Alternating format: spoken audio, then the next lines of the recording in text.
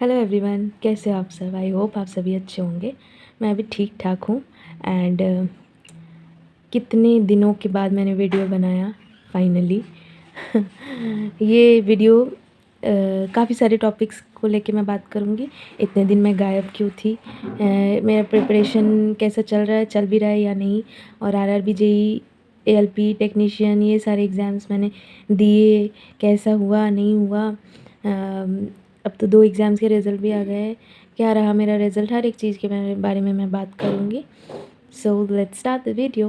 Point ये है कि मैं कहाँ थी इतने दिन, क्यों नहीं वीडियो बना रही थी।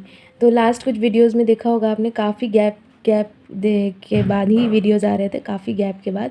और मैं प्रिपरेशन कर रही थी आरआरबी के एग्ज़ाम्स के लिए। मैंने फॉर्म तो भरा हुआ था एएलपी टेक्नीशियन एंड जेई का, ठीक है। और प्रिपरेशन भी स्टार्ट कर दिया था। इवन आफ्टर मैरिज मैंने कुछ वीडियोस बनाए थे, बहुत शॉर्ट वीडियोस बनाए थे।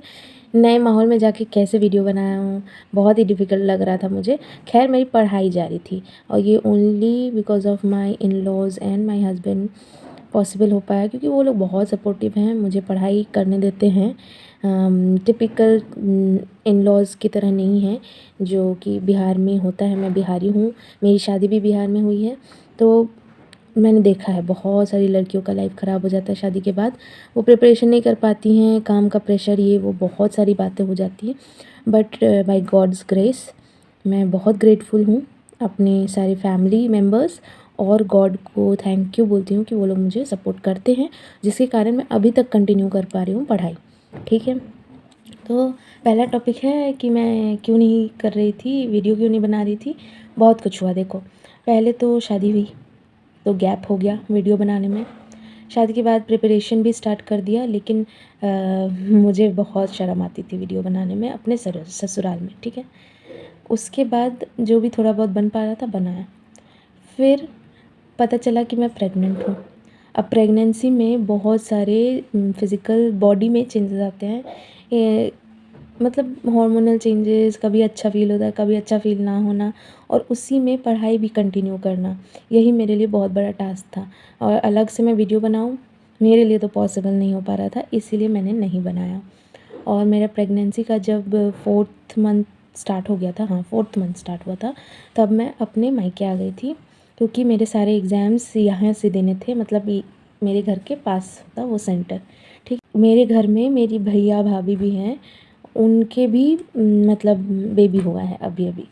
मेरे घर में से मतलब मेरे पापा भैया दोनों ही उनके घर गए थे, मतलब मेरी भाभी के घर गए थे, वहाँ बेबी हुआ है तो उनके वहाँ भी जाना ज़रूरी था, जिसके कारण मैं आरआरबी टेक्नीशियन देने नहीं गई एग्ज़ाम।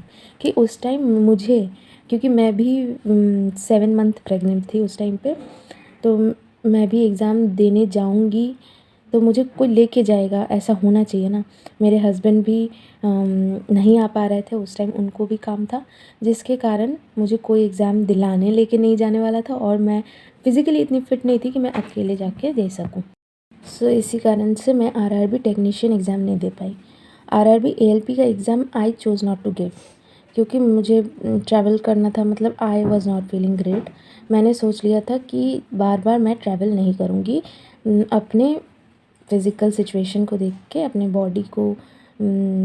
बॉडी की हालत देख के मैंने चूज़ किया था कि मैं आरआरबी एएलपी नहीं दूँगी, टेक्नीशियन भी नहीं दूँगी। मेरे लिए सबसे इम्पोर्टेंट है आरआरबी जेईई एग्ज़ाम, और मैं वही एग्ज़ाम दूँगी।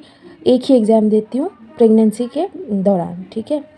तो वो भी जो आरआरबी जेईई का डेट आया, वो भी मेरे 8th मंथ पे आया था। फैमिली मेम्बर्स उसको भी देने के लिए मना कर रहे थे कि तुम एक बार डिलीवरी हो जाए तुम्हारा, उसके बाद तुमको जो करना है करो, लेकिन इस सिचुएशन में ट्रैवल करना अच्छा नहीं है। बट मैंने थोड़ा पापा मम्मी को मनाया, अपने हस्बैंड को भी बोला कि मैं, हस्बैंड तो खैर सपोर्टिव थे, नहीं मतलब वो बोल रहे थे कि ठीक है तुमको देना है तो दे दो, लेकिन पापा मम्मी नहीं मान रहे थे, बोल रहे थे कि 8 मंथ में ट्रैवल नहीं करना चाहिए।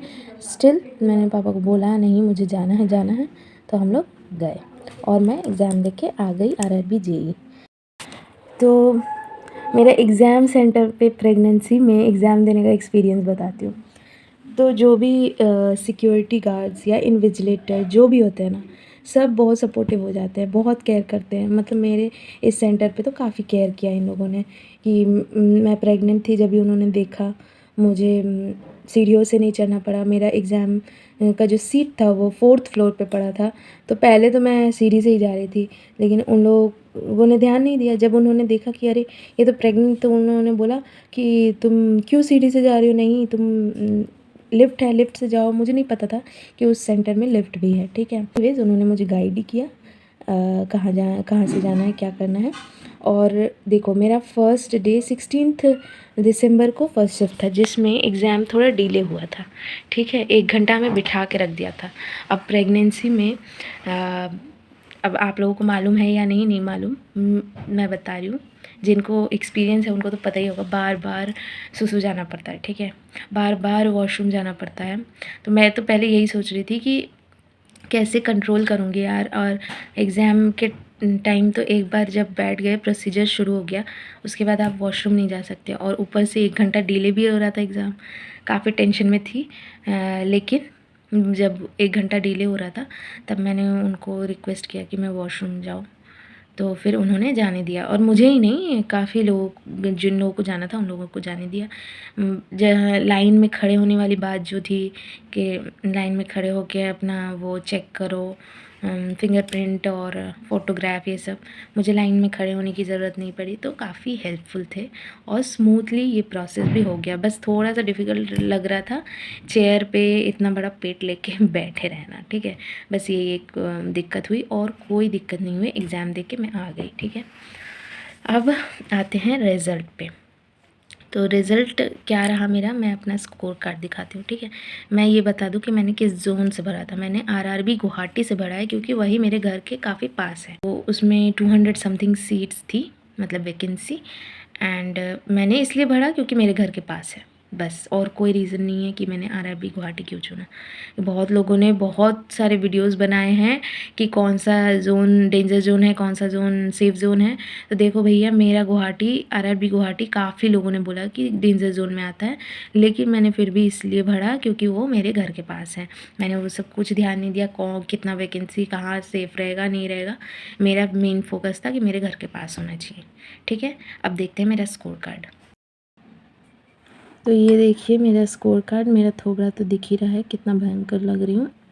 मेरे अटेम्प्टेड क्वेश्चन, ठीक है, 80, वैलिड क्वेश्चन 95 ही रहे, क्योंकि 5 क्वेश्चन इनवैलिड कर दिया गया था, ठीक है। फिर मेरा करेक्ट क्वेश्चन हुआ 71, 9 गलत हो गए, उसके हिसाब से 68 स्कोर आया 95 में से, और 100 में से 71.5। अच्छा, यहाँ देखिए कि नॉर्मलाइज मार्क्स भी मेरे 71.5, ना एक नंबर घटा है ना एक नंबर बढ़ा है।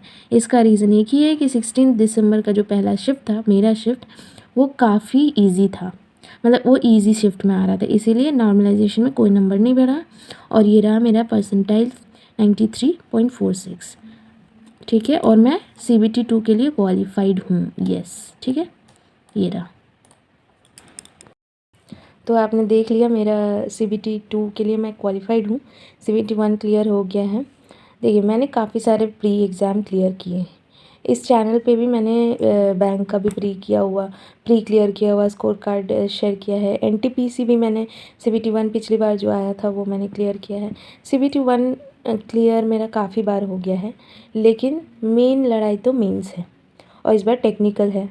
तो लेट्स सी क्या होता है, ठीक है। मुझे बहुत अच्छे से प्रिपरेशन करने की ज़रूरत है, क्योंकि हर बार मेरा मेंस नहीं होता। प्री तो हो जाता है, उस लेवल पे आ चुकी हूँ, लेकिन मेंस होता ही नहीं है। तो इस बार देखते हैं क्या होता है।